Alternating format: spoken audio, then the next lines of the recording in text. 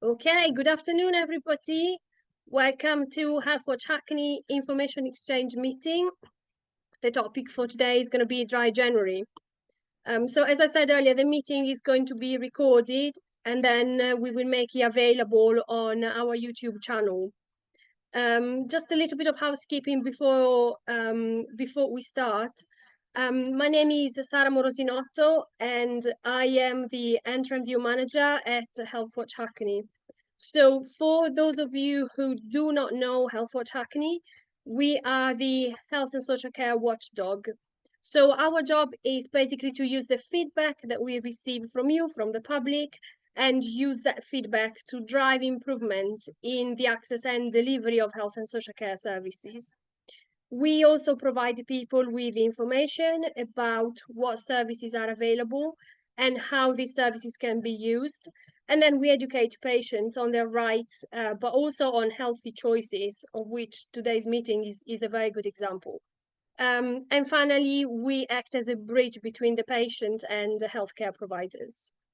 So in the next hour, we are going to talk about Dry January, the benefits of reducing alcohol consumption, and also we'll talk about what help is available out there in general for reducing alcohol consumption, but also specifically in Hackney. We'll start with introducing our speakers for today. So welcome to Brian Bergen from Alcohol Change UK. Brian is going to open the meeting to talk about Dry January and the Dry January app. Welcome also to Adam Blades from Turning Point. Adam is going to talk to us how we can take a Dry January throughout the year and so have some dry days and give us some ideas around reducing alcohol consumption and what support is available specifically in Hackney. And last but not least, welcome to Rebecca Pandolfino from the British Liver Trust, who will talk to us about the benefits of reducing alcohol consumption with a focus especially on the liver. And I think it's over to you, Brian. Thank you. Great. Just sharing my screen.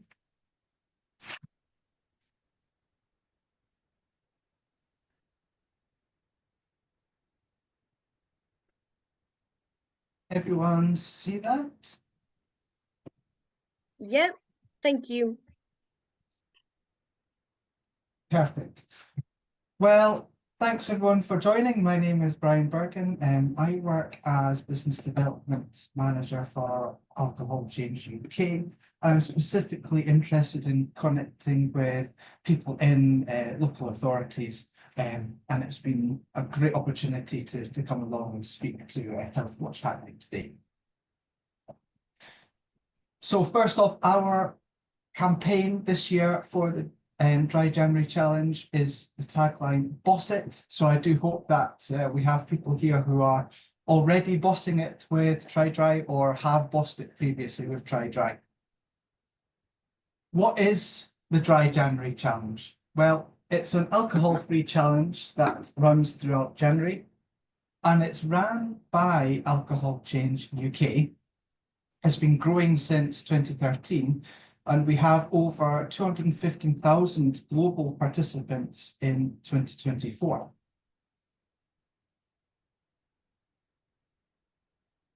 We offer free support and resources, and of course, one of those resources is the Try Dry app, and that allows you to help track your progress year round. We also offer daily motivational emails and have a really active online communities, particularly through the Dry January community group, Facebook group. And we also offer professional support networks, which we can pass you on to if you feel like you need any additional support beyond those, particularly if you are facing issues or problems that you may feel like you're having surrounding alcohol. As a subside, Alcohol Change UK focuses entirely on reducing alcohol harm, working across the whole range of serious alcohol harms, from mental and physical to societal and economic. And we're really driven by our vision of a world with no serious alcohol harm. again, another Bossets image there for you, and I hope that really resonates with people to get involved in this Dry January. So what is Try Dry? Well, it's an app which you can download on the Play Store or the Apple Store, and it is free to use. There's absolutely no adverts whatsoever, and it is already being used by people in 175 countries. And most importantly, it produces really incredible data for you to be able to track your various amounts of patterns. It says drinking there, but we actually do allow you to input a lot more data than just the units that you're consuming. And you cannot be identified in using that app. So, you know, when you put your data in there, it's strictly yours, confidential, absolutely nothing to worry about there. This is the homepage of Try Dry. We have produced this and it is operated by Alcohol Change UK. So all of our expertise and background knowledge has gone into producing this app. And it supports you to take control of your drinking through your own personal empowerment and accountability. But that taking control is left to you. We don't tell you that you have to do anything or force you to do anything. This is all your decision. And of course, you get the support through the online communities and as well as the other things I'm about to show you. So Try Dry is innovative. It helps you balance your power, but with the simplicity of the app. It uses behavioral science, which I'll come back to in a bit, properly, and it was co-produced with users and it is continually being improved.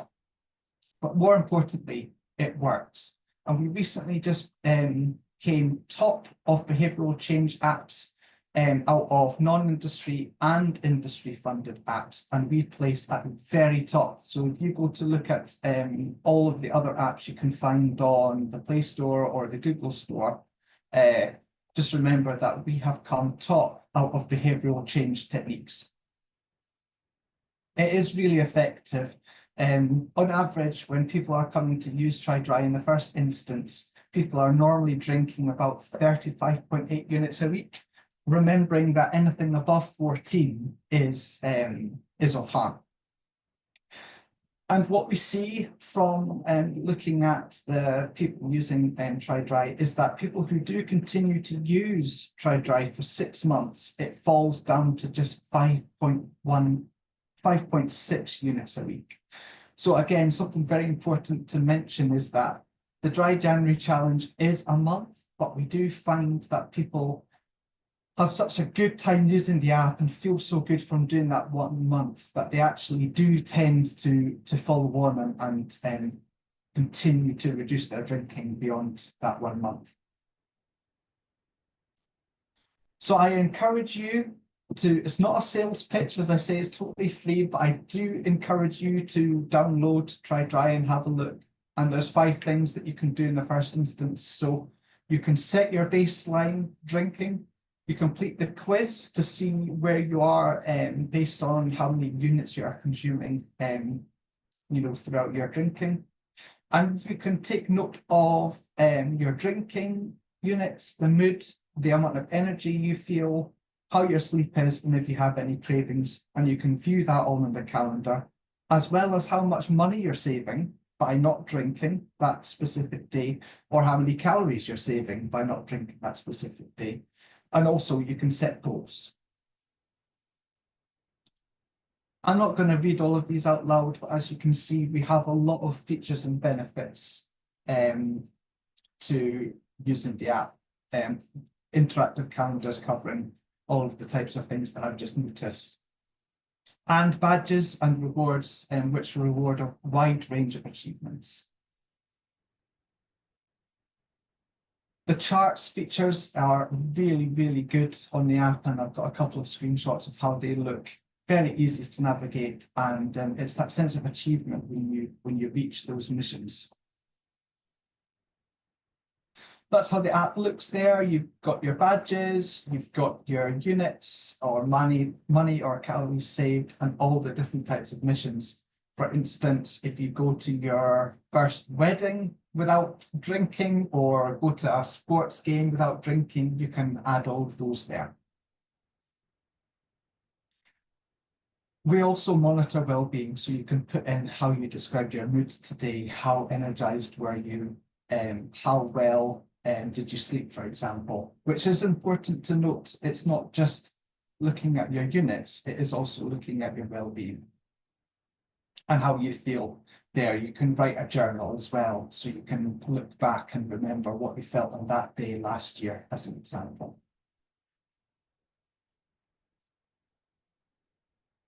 There are benefits to doing the Dry January challenge, and in week one, you're likely to see more energy and have better concentration.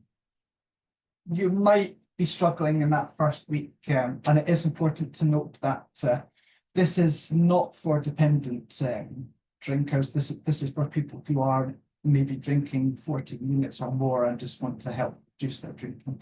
If you are feel like you need further support, then please do contact local services around you. Week 2, you'll possibly see the fog lifting with clear thinking and more energy. You might also just be able to be more in tune with how much water your needs now that you're not getting that water through alcohol intake. And most people do start to see some weight being lost in week 3, and you might also be able to see your short-term memory improve. And in 1 month, then you are your risks of the most 2 common cancers worldwide, breast and colorectal, is diminishing according to a 2018 report. You're also likely to see a risk of strokes, heart disease, hypertensive diseases reduce. So Dry January, have healthier insides, a fuller wallet, deeper sleep, boosted energy, sharper concentration, and mindful year-round drinking. And there's just a little bit of information there if you'd like to get in touch if you have any issues with the app, or if you'd like to talk to me more about Try Dry or Dry January Challenge.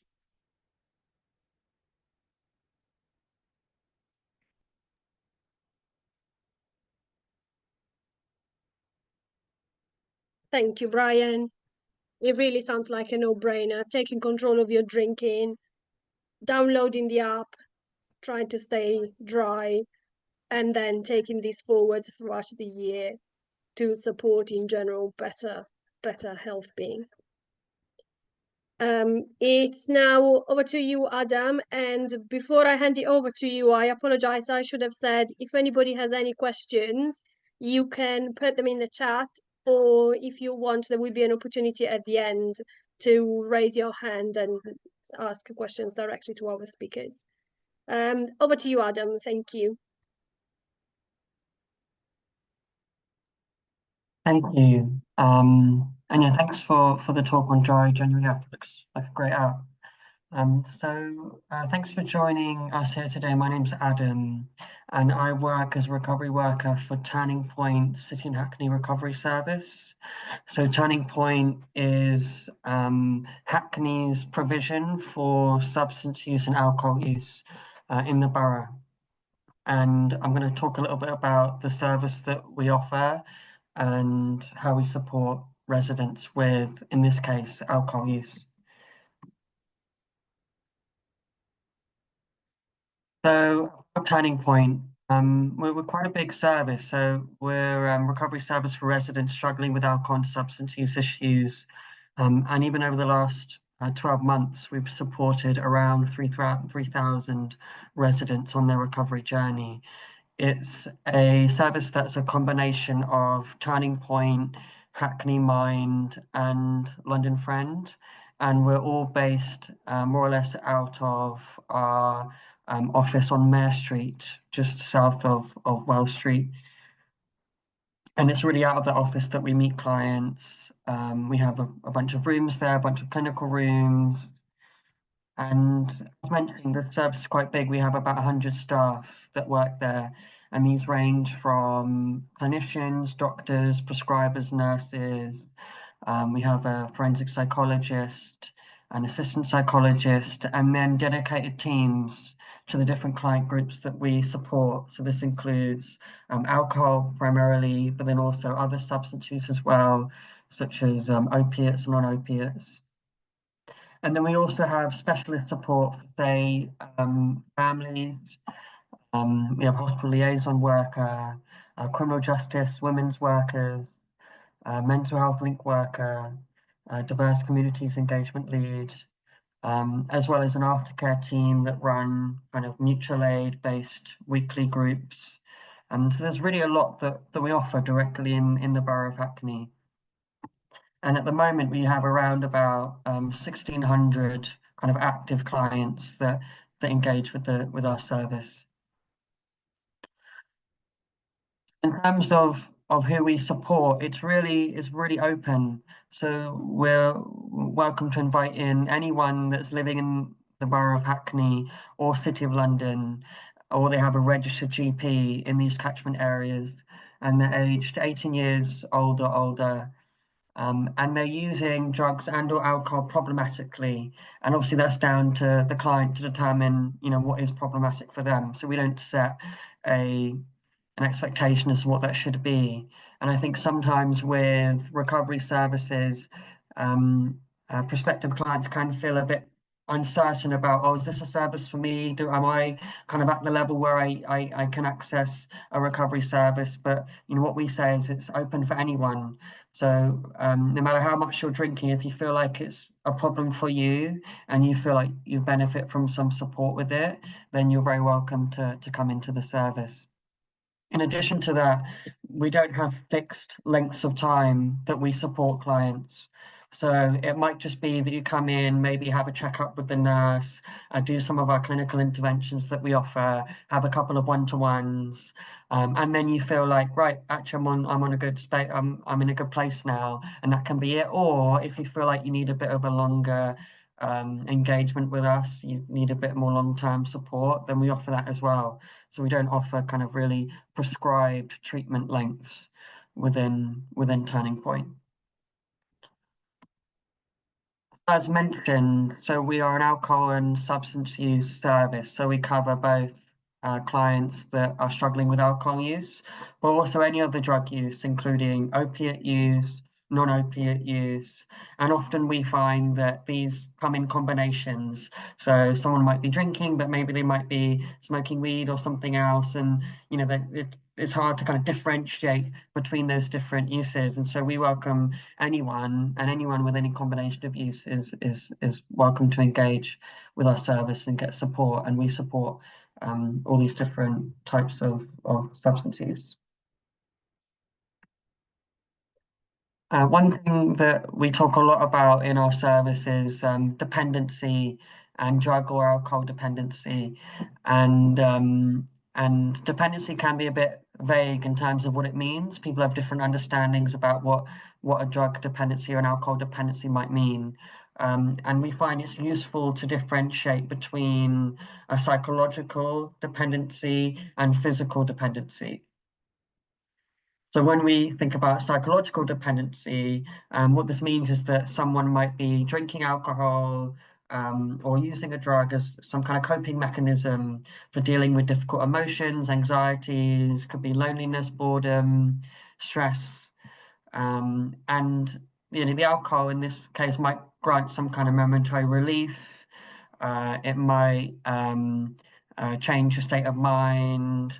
And the tricky thing is that alcohol then can have these longer term impacts, whether it be social impacts, impacts on health, impacts on finances, and the psychological dependency comes in is when, despite those negative long term consequences, we find it difficult to stop. And we still are kind of going back to alcohol for that psychological relief. I think the other aspect of alcohol use is the physical dependency that I know Brian kind of briefly mentioned. And this is where when someone drinks alcohol for an extended enough period of time consistently, particularly if also it's not combined with a good diet, the body comes to physically depend on alcohol, and it develops a tolerance and expectation for alcohol. And what this means, and this is where it can become quite tricky, is that a sudden reduction in alcohol use can lead to withdrawal symptoms. So this includes sweating, shaking, increases in anxiety, increases in low mood, and the worst case, it can result in a seizure, and it can be fatal. So it's really important to be aware of the risks around physical dependency of alcohol. Now, just to reiterate, physical dependency is something that develops over a long period of time with prolonged daily use of alcohol. So it doesn't apply to the vast majority of people that drink alcohol, certainly, but it's also something to be aware of. And I think one thing that could be helpful in engaging with a service like ours is we help clients understand their level of dependency, their level of physical dependency they might have for alcohol, because sometimes it can be hard to judge. And it's really then when you can get support from our clinical team, from our nurses, from our doctors in managing and getting proper oversight of a physical dependency if it's there, to make sure that any kind of reduction or reduced use of alcohol is done in a safe way.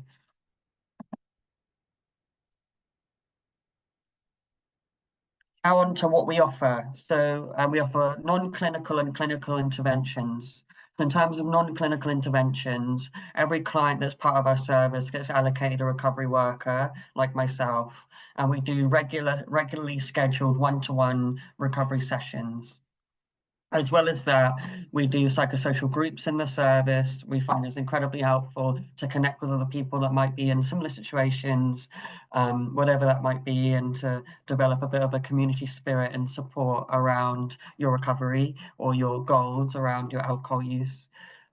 We offer a lot of advice around harm reduction, harm minimization, things like trying to dilute alcohol, especially spirits that might be really strong and have an impact on the stomach and on the gut, and other kind of harm reduction advice. We do also do referrals for detox and rehab, as well as referrals to many other agencies. I'm sure people have heard of AA, Alcoholics Anonymous. Also, Smart Recovery is a great mutual aid group as well. That's brilliant. There's one up in Archway that they run. Mind, Swim, Support When It Matters is Swim. That's a brilliant organisation. Smoke Free Hackney. So we also do referrals to other services within the Hackney borough.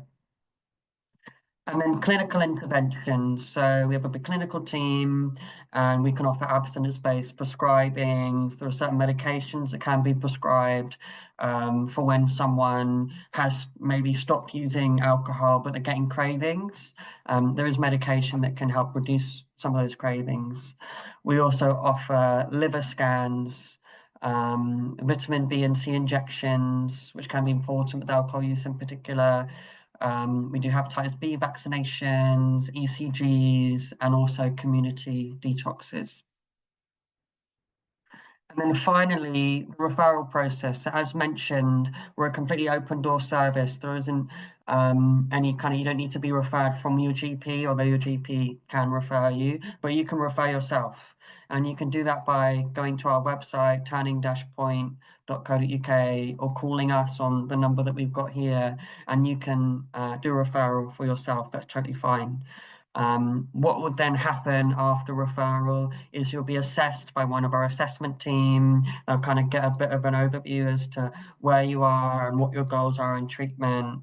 And then you'll be allocated a recovery worker. And it's really with the recovery worker that you can then access other parts of our service, like the clinical interventions and the groups and things like that. So as mentioned, we're pretty quick turnaround. There isn't kind of a massive waiting list in terms of accessing our service. So you can expect to hear back from someone within 2 weeks at the most to book in your first recovery session after your assessment. And then that'll be with your recovery worker.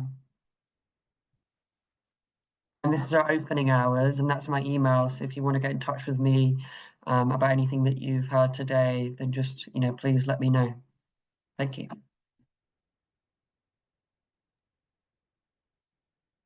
Thank you, Adam. Another very comprehensive presentation, and I love how well connected you are and the great variety of services that you offer. It's great. I know, Adam, that you have to leave shortly, so I wanted to ask you a question before we move on to Becky. Lots of our residents in Hackney do not speak English as a first language. So do you offer any interpreting services, or what support is there, if any, available for people who may struggle from a language point of view? Yeah, that's a really good question. So we offer interpreting services for all of our clients. I've got a number of clients that don't speak English, and that's fine. You know, we have a phone interpreter that we use. The only limitation sometimes is on groups. Groups are a little bit harder, but other than that, there's no other kind of limitation on the access to our services. Brilliant. Thank you, Adam. And we are going to finish now with Becky from the British Liver Trust. And it's over to you, Becky.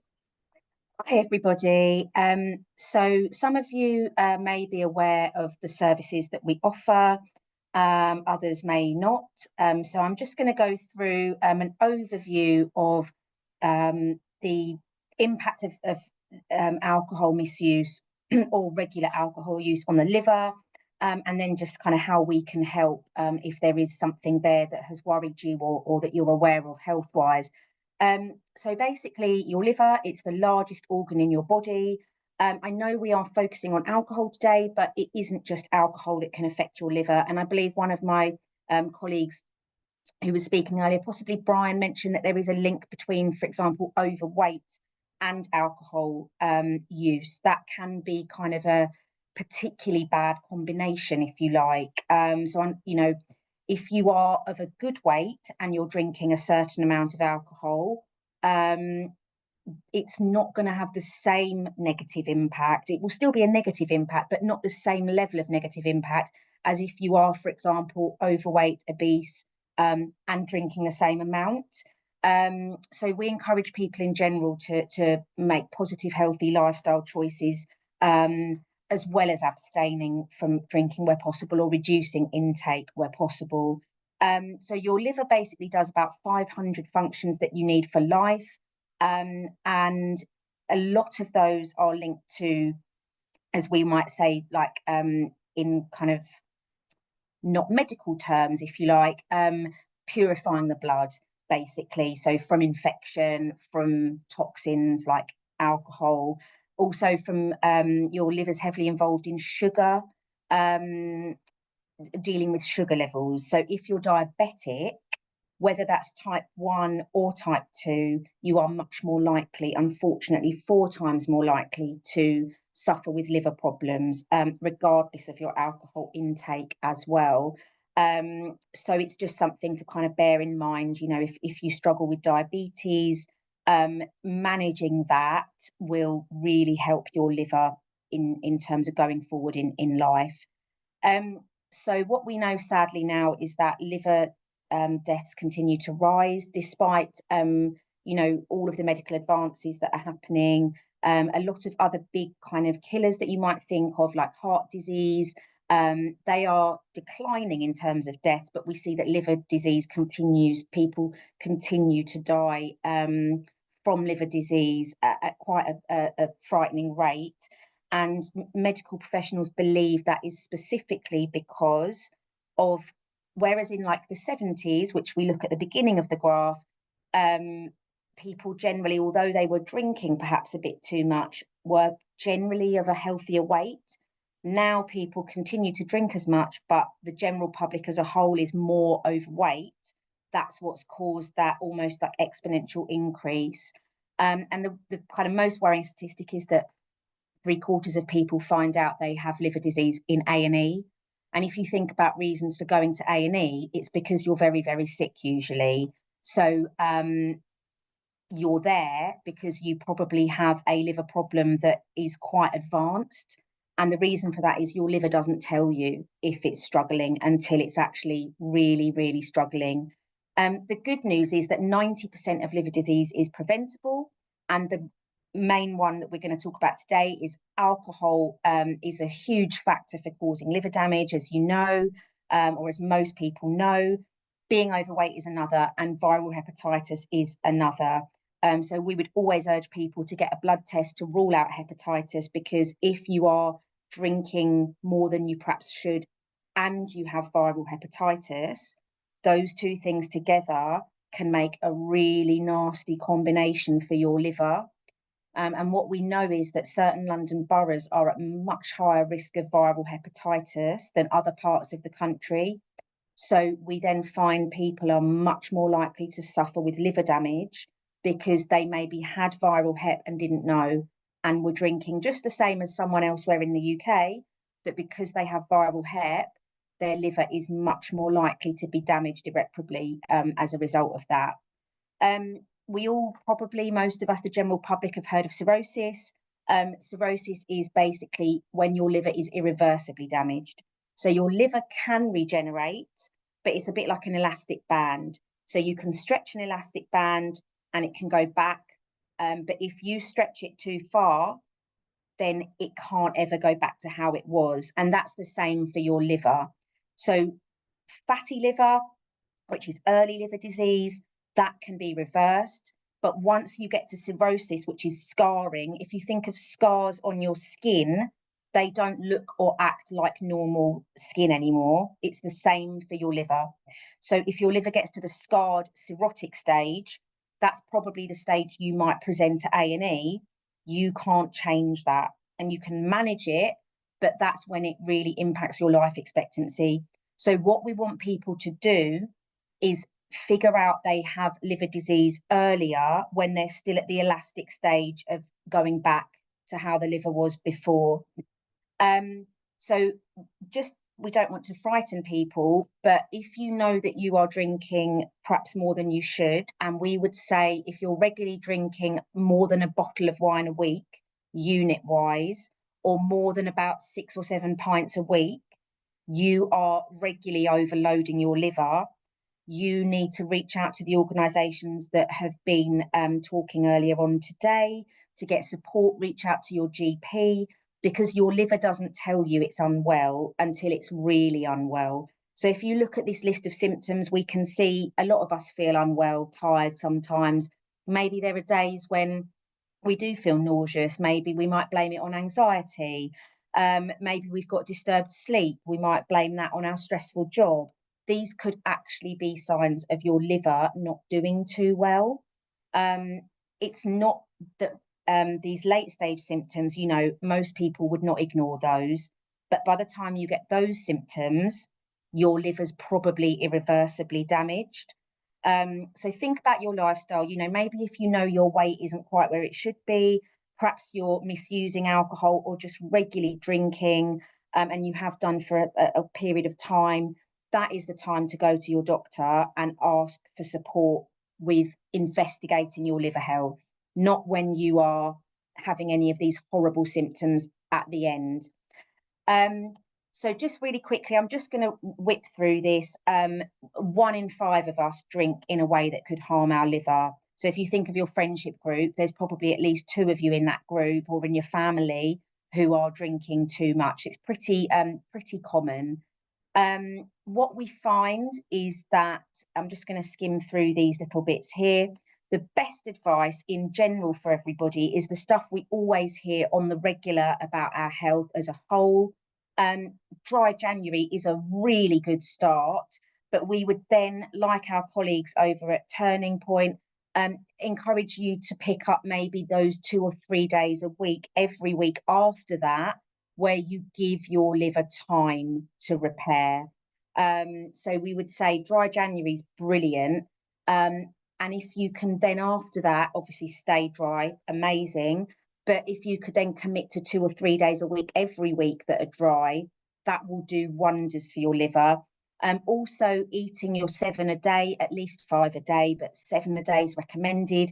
Water to help flush through the system. So we say 2 litres a day. It's quite a lot, but 2 litres a day will really, really help your liver. And then exercising, trying to get sleep, all of the kind of common sense stuff that we all know we should be doing.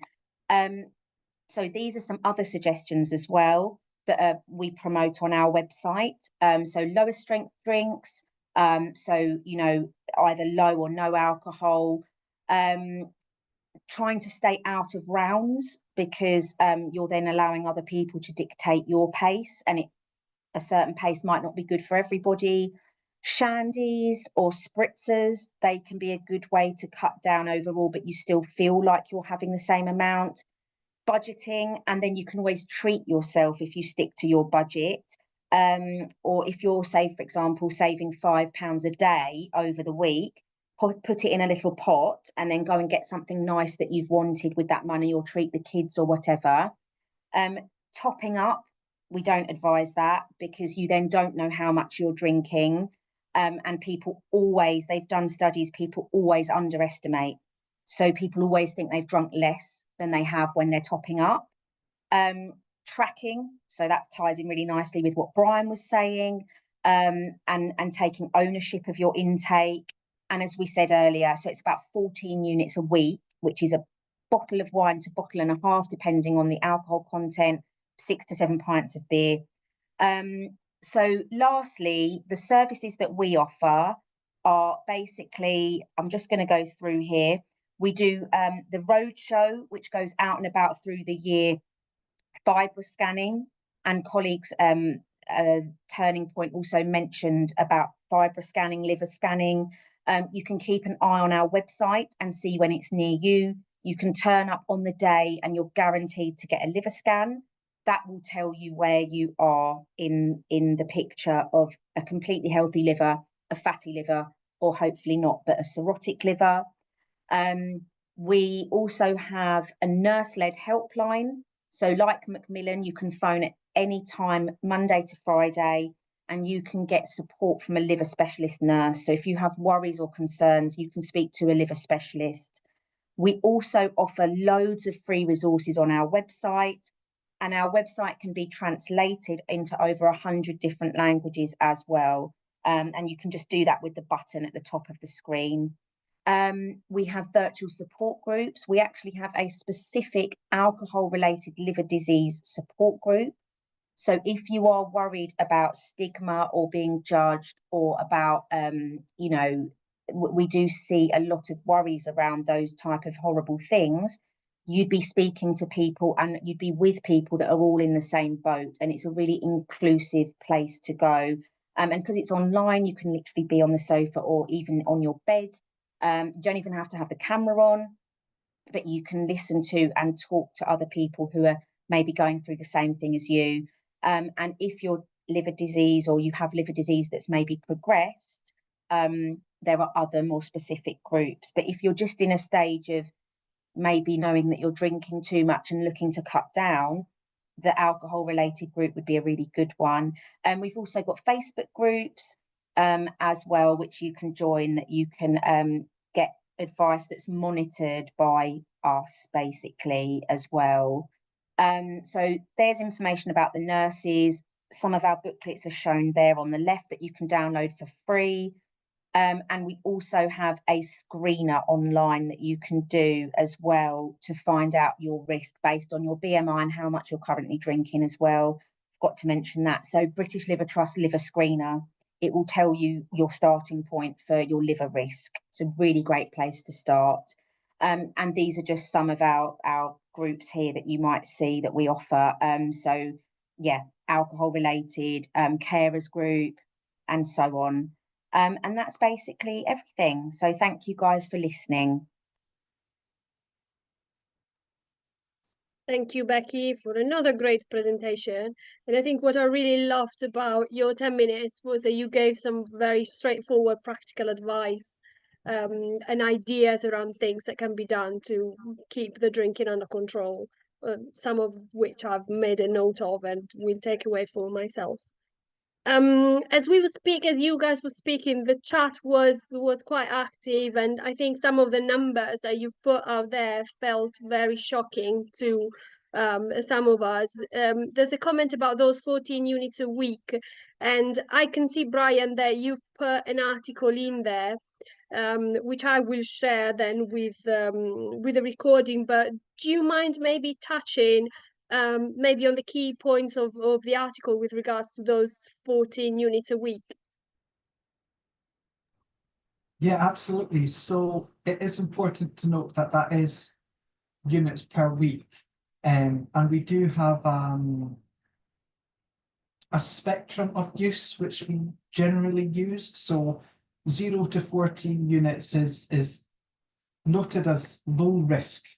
But as I would always point out, there is no healthy level of drinking. And then for women, anywhere between 14 to 34 units and 14 to 49 units for men is increasing risk.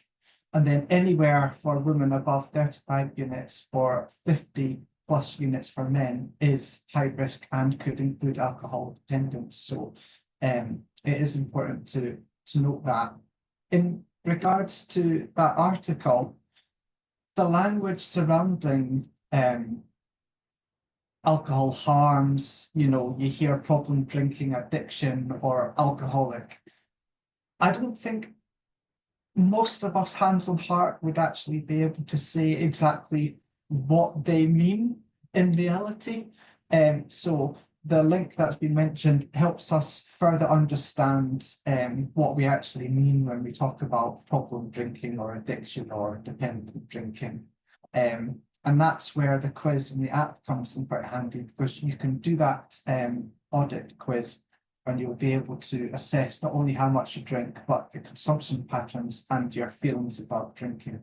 So that goes back to what Becky was saying. Your diet and alcohol consumption and how much exercise you're getting does have a huge impact on how that is going to affect your body. And of course, we're all different. So it would be great if you could share that resource so people can have a real understanding of all the different types of terminology that we use when it comes to alcohol. Thank you, Brian. Becky, I believe this question is for you. You showed a graph in your presentation which shows that the level of depth really shot up from kind of the mid-90s onwards. The question is, do we know why that's the case? You're on mute, Becky. Okay, sorry about that. I was looking at the graph just to see. So I'm just going to real quick screen share. So basically, I used to be a science teacher, so nerdy. If we were going to draw a line of best fit for that graph, it's actually quite deceptive.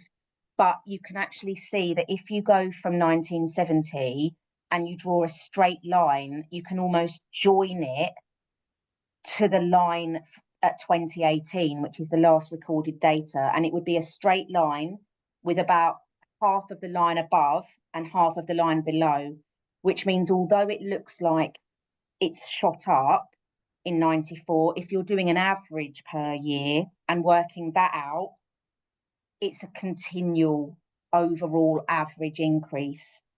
And that links directly to diet. And that's the main cause. It's the link with diet to drinking and the increase there that has really caused that. There will be certain, 94 in particular, I agree, it looks like there was a huge increase. There'll be, I don't know the reasons for that, but overall it's because of the impact of diet along with drinking together. And so many of us now are overweight or obese where we weren't perhaps 30, 40, 50 years ago. Thank you, Becky. There was another question specifically for me, actually. Shall I just quickly do that one while I'm on unmute?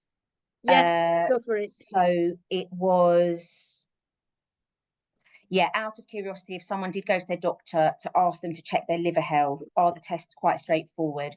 So the first thing that we would say to do would be to do our liver screener, because that GPs know about that. So if you say, I've done the British Liver Trust screener and I'm concerned, or it tells me I should be concerned, they'll know what you're talking about.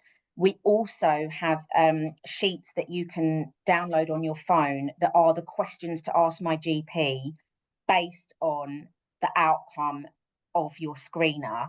So the things it will encourage you to do would be to ask for, so there's a little bit of debate about this. A liver function blood test is usually what your GP will send you for, but actually you can have a fatty liver, and because your liver is very good at compensating, you will get a normal liver function test when actually your liver is fatty and it's on its way to being, down the line, 10 years time, 15 years time, cirrhotic. So we would encourage people to work through our questions and basically push for that FibroScan as well, because that's the gold standard of liver testing. The only way to know if you've got a fatty liver for sure is a FibroScan. But again, like we said, you know, there's probably a 6-month wait for that on the NHS. If you go to my colleagues at Turning Point or to us for a scan, if you get a result that isn't brilliant and you take that to your GP, you won't have to wait 6 months for an NHS scan, because they will know that there is something there to be concerned about. Thank you, Becky. And I can see from the chat there is also quite a lot of interest around the British Liver Trust Roadshow. And I've had a look. I can see that you shared a link on the website. There doesn't seem to be a date for London yet, but I know they are working on it, and I'm sure you'll keep us updated as and when you have new dates. So when we get the dates for London and the surroundings, it looks like we try and, I say we, I don't get involved with it. It's very technical, but I think it would make sense whilst we're in Reading, you know, to sort of maybe come across. That's what we did before last year. We went from there to kind of Brighton and then London. So I would imagine it's looking like April time, and that's around the time we were here before. So I will email my contacts, you included, obviously, Sarah, and then you can let your community know. Absolutely. We are very happy to share any information that you share with us. Okay, are there any other questions? If anybody would like to come off mute and ask your questions if you're not comfortable with writing them on the chat.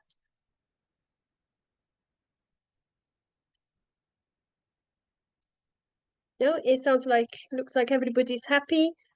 So I'm going to say thank you to Brian Bergen, Adam Blades, and Becky Pandolfino for joining us today. It's been really interesting, very informative. Thank you for those of you who joined today, and for those of you who are going to watch us on YouTube as well. Thank you for watching us, and I hope you have a lovely, lovely rest of the day. Goodbye, everybody.